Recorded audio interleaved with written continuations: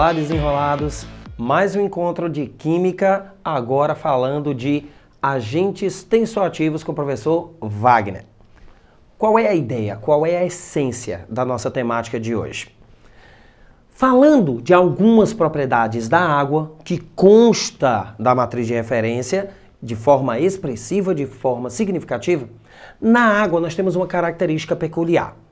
Lembre, as moléculas de água interagem entre si através de uma força intermolecular muito conhecida, as interações por pontes de hidrogênio. Essas interações por pontes de hidrogênio geram uma resistência, uma pressão no sistema, tá certo? Onde essa pressão no nosso sistema dificulta e impede, inclusive, a penetração de objetos que, inclusive, sejam mais densos que a água. Essa força que impede que haja penetração de objetos mais densos que a água no próprio sistema água, nós chamamos de tensão superficial. Então é comum, é normal, é frequente que nós possamos deter alguns objetos mais densos que a água. Muito bem. Ora, se eu desejo romper essa tensão superficial da água, eu posso fazer uso de um agente tensoativo. Portanto, o que é um agente tensoativo? É uma substância capaz de romper a tensão superficial da água. E por que essa substância é capaz de romper com a tensão superficial da água? Porque ela apresenta forças intermoleculares de maior intensidade que as pontes de hidrogênio. E aí você pergunta, mas existem forças intermoleculares de maior intensidade que as interações por pontes de hidrogênio? Lógico que existem. As interações de natureza iônica, as interações do tipo íon-dipolo.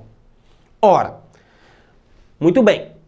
Esses nossos agentes tensoativos comumente são sabões ou então detergentes. Mas como diferenciar a estrutura de um sabão da estrutura de um detergente? Vamos lá, vamos desenrolar. Sabão. Sabão é um sal de ácido graxo. E o que seria um ácido graxo? Ácido graxo é todo e qualquer ácido carboxílico de cadeia longa. O que eu trato como ácido carboxílico de cadeia longa? 12 carbonos em diante. 12, 14, 16, 18, 20 carbonos eu digo ser um ácido graxo. Esse ácido graxo, ao interagir com uma base forte, geralmente hidróxido de sódio, hidróxido de potássio, hidróxido de lítio, ao interagir com uma base forte, ele forma um sal. Este sal. Perceba na estrutura de um sabão dois fragmentos significativos.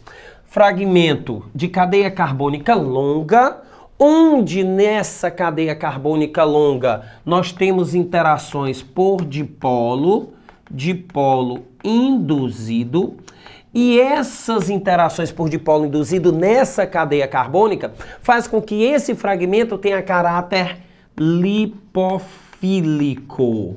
afinidade por gordura. Ora, de caráter lipofílico, esse fragmento. Observe também esse fragmento de natureza iônica. Nós temos aqui um fragmento de natureza iônica, onde existirão interações por íon dipolo, e essas interações por íon dipolo conferem a esse fragmento caráter hidrofílico. Então, o que nós temos? Nós temos no sabão um fragmento de caráter lipofílico, nós temos no sabão um fragmento de caráter hidrofílico. E toda vez que você tiver alguma substância de caráter lipofílico e hidrofílico simultaneamente, diz-se uma substância de caráter anfipático ou anfifílica. Anfipática ou anfifílica. Não só o sabão, constituído de sais e ácidos graxos, como também os detergentes. Observe aqui os detergentes. Detergentes eles podem ser catiônicos, aniônicos ou neutros. Mas vamos falar de catiônicos e aniônicos especificamente. O que é um detergente catiônico? É aquele onde o fragmento orgânico é um cátion. O que seria um detergente aniônico? Aquele onde o fragmento orgânico é um ânion. Os mais comuns, os mais frequentes, os mais usuais. Vamos a eles. Esse detergente aqui, perceba que ele não é um sal de ácido graxo como os sabões. Ele é um sal de ácido sulfônico. E esses sais de ácido sulfônico possuem caráter anfipático. Perceba, eu tenho uma cadeia carbônica longa de caráter lipofílico e eu tenho um fragmento iônico também de caráter hidrofílico. Ora, esse tipo de detergente é o detergente aniônico. Por quê? Porque o fragmento orgânico é um ânion. Observe os detergentes abaixo, onde eu tenho o mesmo caráter lipofílico e fragmento iônico. Mas observe que a parte orgânica agora é um cátion. A parte orgânica agora é um cátion. É interessante ressaltar que os detergentes aniônicos têm caráter tensoativo. Portanto, atuam da mesma forma que os sabões. Entretanto, os detergentes catiônicos não possuem esse caráter tensoativo, possuem outro caráter germicida. Muito comum se utilizar detergente catiônico como germicida, isso é muito comum. A gente utiliza detergente catiônico como enxaguante bucal. Nós utilizamos detergentes catiônicos como produtos de limpeza, tá ok? Então, detergentes catiônicos são germicidas e detergentes aniônicos são tensoativos, são substâncias capazes de romper a tensão superficial do líquido. E como essas substâncias vão atuar? Muito bem. Entenda que as moléculas de água interagem por pontos de hidrogênio, lembra? As interações por pontos de hidrogênio são menos expressivas que as interações de caráter iônico que aqui se formam, as interações de caráter íon dipolo, frequentemente íon dipolo. Essas interações por íon dipolo, por serem mais expressivas, são capazes de romper com a tensão superficial da água.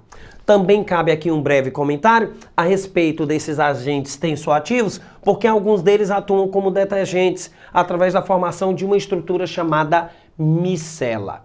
Então, como se remove a sujeira? Vamos falar das micelas. Tanto sabões quanto detergentes aniônicos podem remover sujeira através da formação de micelas, que seria o quê?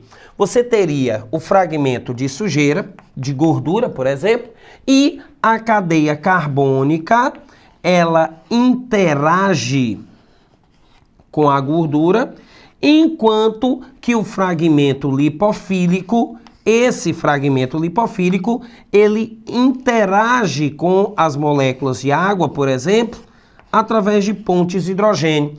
Então, o que ocorre? Ocorre que nós temos o fragmento orgânico removendo a sujeira e o fragmento iônico sendo arrastado pelas moléculas de água. Em resumo, você tem o fragmento lipofílico remove a gordura e o fragmento hidrofílico interage com a água. A água carrega o sabão, carrega o detergente e o sabão, o detergente, remove a gordura. Esse daqui é o tipo de estrutura tridimensional que nós chamamos micelas. Então, todos os detergentes, todos os sabões, tá certo? Detergentes aniônicos e sabões atuam através dessas micelas. E aí convém comentar apenas mais uma curiosidade, existem também as micelas inversas ou invertidas, onde o fragmento iônico interage com a sujeira e o fragmento lipofílico interage com o solvente, que seria apolar. Onde você vai ver esse tipo de micela, onde você observa esse tipo de micela? Em sistemas de lavagem a seco, por exemplo. O solvente não é água, o solvente geralmente é um solvente orgânico, benzeno ou alguma coisa nesse nível, e aí as nossas micelas elas têm um caráter inverso a esse daqui. Resumindo a nossa ideia, o que seria um tensoativo? Toda e qualquer substância capaz de romper a tensão superficial de um líquido. Estamos falando da água, então especificamente água. Como se rompe as tensões superficiais das moléculas de água? Através de interações mais expressivas. No caso dos sabões e detergentes, as interações por íon dipolo. Lembre, sabões são sais de ácidos graxos, têm caráter lipofílico e hidrofílico simultaneamente. Detergentes podem ser catiônicos ou aniônicos, depende do fragmento orgânico. Estruturalmente, sabões e detergentes são parecidos, entretanto representam funções diferentes, Tudo bem? O mecanismo de ação é o mesmo, a ideia da formação das micelas na remoção de sujeiras é o mesmo, entretanto, eu tenho aqui funções distintas, ok? Vale a pena ressaltar esse aspecto a respeito dos tensoativos. Então, um abraço e a gente se encontra num próximo momento.